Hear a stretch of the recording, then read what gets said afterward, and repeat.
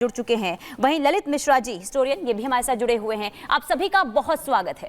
लेकिन आचार्य राज मिश्रा जी, आपसे मैं इस चर्चा की शुरुआत करना चाह रही हूँ कि कृष्ण की राधा ये कितना सच और कितनी कल्पना, कितना हकीकत और कितना फसाना, ये धर्म युद्ध से जो स्थिति आ गई है, ये क्यों आखिर? हिमानी जी, सबसे पहले तो कृष्ण की राधा, राधा का कृष्ण वो डिफरेंट है ही नहीं, ठीक है, दोनों एक ही हैं, सबसे पहले समझना होगा।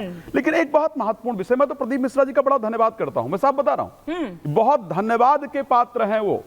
और हमारे इस जो ये विवाद उत्पन्न हुआ है ना, इससे सनातन धर्म से अदर धर्म के लोगों को सीखने की आवश्यकता है। प्रदीप मिश्रा आज अगर देखा जाए तो एक अच्छे खासे फॉलोअर उनके हैं, साधारण नहीं है। स्वामी प्रेमानंद जी प्रातः स्मरणीय है और उनके अच्छे खासे फॉलोअर हैं। देखिए, चाहे जितने बड़े आप हो जाएं, हमारे धर्म ने ये सिखाया है और अदर धर्म को ये बड़ा क्लियरली सीखने की आवश्यकता है कि अगर चाहे जितना आप बड़े हैं, आपने कुछ कहा तो दूसरे को उस पर प्रश्न करने का अधिकार है और आपके खुद के फॉलोअर भी आपके विरोध में उतर सकते हैं। लेकिन वो सिर्फ प्रश्न नहीं कर रहे हैं, प्रेमानंद जी तो नरक में जाने की धमकी दे रहे हैं। ठीक है, अगर बड़ा है घर का, सुन हिमानी जी, बड़ा है अगर कोई घर का, वो कुछ बोल रहा है तो उस पर जरूर विचार किया जाएगा। और उन्होंने भी तो क्या कहा भाई, प्रदीप मिश्रा जी ने जा कहा कि हम आकर उनके चरणों में माफी मांग सकते हैं, उनसे प्रार्थना कर सकते हैं। अगर वो बड़े हैं, हमसे कोई गलती हो तो उनसे मैं रिक्वेस्ट करूंगा, उनसे माफी मांगूंगा, वो क्लियर होगा। मैं इसलिए कह रहा हूं कि उन्होंने बड़ा अच्छा किया है। पता है आपको, इतने दिन से हम लोग डिबेट में क्या सुन रहे थे, राजनीतिक उठापटक, दांव पेंच और इधर उधर की चीजें, या फिर हम चले जाते थे कहां पर, यूक्रेन या रसिया का वार हो रहा है, वहां बम विस्फोट हो रहा है। अरे कम से कम प्रदीप मिश्रा जी के कारण हमको यह सौभाग्य तो प्राप्त हुआ कि आज धार्मिक चैनलों में धर्म की चर्चा हम लोग सुन रहे हैं। श्री रामचरितमानस का धर्म की चर्चा तो में भी खूब होती रही है। हिमानी जी, एक बात बता दूं, श्री रामचरितमानस में एक चौपाई है, माता पार्वती जब भगवान शंकर के साथ बैठती हैं तो भगवान शंकर से एक शंका पूछती हैं, कहती है राम सो अवध नृपति सुत कैसे।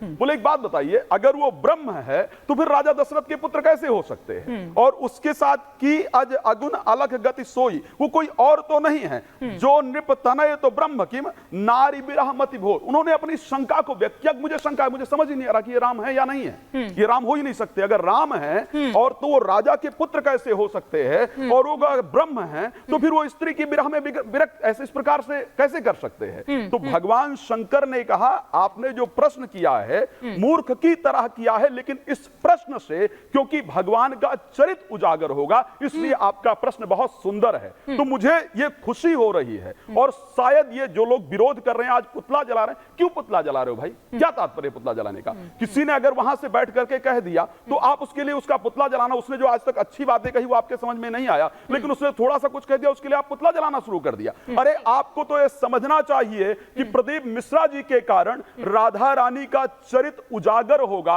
राधा रानी जी के बारे में आपको चर्चा सुनने का लेकिन वो चरित्र क्या उजागर कर रहे हैं आचार्य शैलेश तिवारी जी? चरित्र वो कह रहे हैं कि वो हैं ही नहीं बरसाने के। उन्होंने कहा कि कभी उनके पिताजी का कचहरी वगैरह वो सब काम रहता, तो इस साल में एक बार कभी आते थे। और उन्होंने कहा कि उनका जो विवाह है वो अनय घोष, उन्होंने नाम बताया कि उनसे हुआ है। वो ये भी तो कह रहे हैं बरसाने की। हिमानी बहन, देखिए, जो प्रदीप मिश्रा हैं वह कथाकार हैं, कथा करते हैं और पुराणों की कथा, शिव महापुराण की कथा करते हैं, लेकिन वह व्यक्ति अज्ञानी है। वह व्यक्ति छोटे मोटे टोटका बता करके सनातन धर्म का अपमान भी करता है। वह प्रदीप मिश्रा मैंने साल भर पहले देखा था, ट्विटर पर बहुत ज़्यादा ट्रेंड कर रहा था। वह व्यक्ति बता रहा था कि आप पढ़ाई नहीं लिखाई मत करो, बल्कि सिर्फ भगवान शिव के शिवलिंग पर एक बेलपत्र चढ़ा दो, तुम्हारी विद्या पूर्ण हो जाएगी, पूरा विद्या को प्राप्त कर लोगे। ऐसे मूढ़ अज्ञानी व्यक्ति, जिसे स्वयं का ज्ञान नहीं कि वह किस व्यक्ति को किसके बारे में बोल रहे हैं, ऐसे मूढ़ अज्ञानी व्यक्ति जो स्वयं माता राधा और कृष्णा दोनों को अगर हम बात करें तो माँ राधा स्वयं त्रिपुर सुंदरी राजराजेश्वरी महालक्ष्मी देवी है। माँ सीता, माँ लक्ष्मी, माँ दुर्गा और माँ राधा में कोई अंतर नहीं है, सब शक्ति स्वरूपा हैं। और माता लक्ष्मी, माता राधा, माता सरस्वती, अगर इनके बारे में अगर कोई व्यक्ति कटाक्ष करता है या उनके हिस्ट्री में जाकर के और गलत तरीके से 100 बरस 200 बरस पहले के लेखकों का लिखा हुआ, जो मैं कह सकता हूं कि वामपंथी विचारधारा के लेखकों ने जिस तरह लिख करके और गलत तरीके से प्रसंग उठाया, उसी प्रसंग को पढ़ करके अपने आप को ज्ञानी बन रहे हैं, यह अपने आप में दुखदाई है। मैं तो सिर्फ इतना ही कहूँगा कि राधा साध्यम साधनम यस्य राधा, मंत्रो राधा मंत्रदात्री च राधा, सर्व राधा जीवनम यस्य राधा, राधा राधा बिल्कुल। वाची किम तस्य शेषम। जिस लेकिन- जीवन का साध्य ही राधा है और उनको पाने का साधन भी राधा है, ओम राधा नाम ही है, मंत्र भी राधा है और मंत्र देने वाली गुरु भी ठीक है। स्वयं राधा है। ठीक है, लेकिन ऐसे राधा देखिए, देवी एक को कथावाचक बार-बार प्रणाम प्रदीप है। मिश्रा, जिन्हें पूरी दुनिया सुनती है और जो वो कहते हैं उन पर जो है अमल भी किया जाता है, ऐसे में सवाल ये है कि प्रदीप मिश्रा यानी कथावाचक हैं, उनके द्वारा जो ये बातें कही गई है, आखिर क्या किसी कथावाचक के लिए ये बातें कहना, जो ये बयान दिया गया है, क्या ये शोभा देता है? किसी भी कथाकार के लिए यह बातें बिल्कुल शोभा नहीं देता। इसे हम ईश निंदा मानते हैं।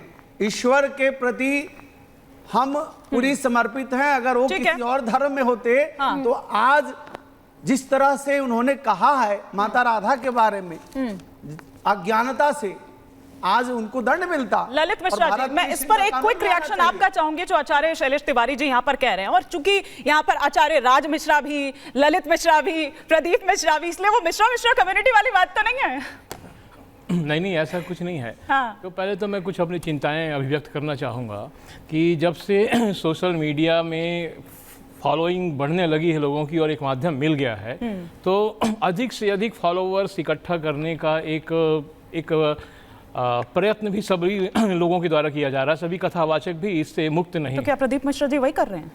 तो यहाँ केवल प्रदीप मिश्र की बात नहीं, प्रदीप मिश्र यदि वो कर रहे हैं, अन्य कथावाचक भी ऐसा कर रहे हैं। दूसरी बात क्या है कि कथावाचक किसी ग्रंथ के आधार की कथा पर होती है। तो यदि भागवत के आधार पर कथा होगी, केवल भागवत के आधार पर, तो भागवत में राधा जी का उल्लेख नहीं है।